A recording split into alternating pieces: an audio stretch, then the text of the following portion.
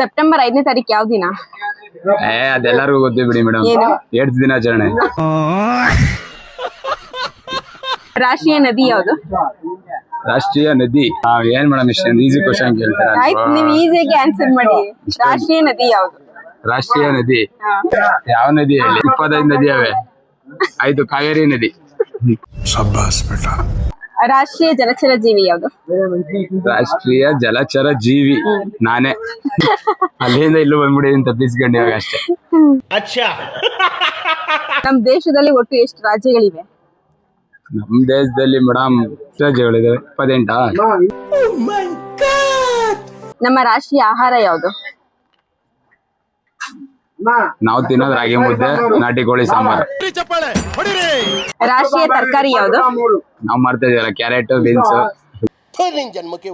ಪ್ರತಿದಿನ ನಮ್ಮ ಜೀನಿ ಸ್ಲಿಮ್ ನ ಯೂಸ್ ಮಾಡಿ ಯಾವುದೇ ಸೈಡ್ ಎಫೆಕ್ಟ್ ಇಲ್ದಂಗೆ ನೀವು ಸಣ್ಣ ಆಗ್ತೀರಾ.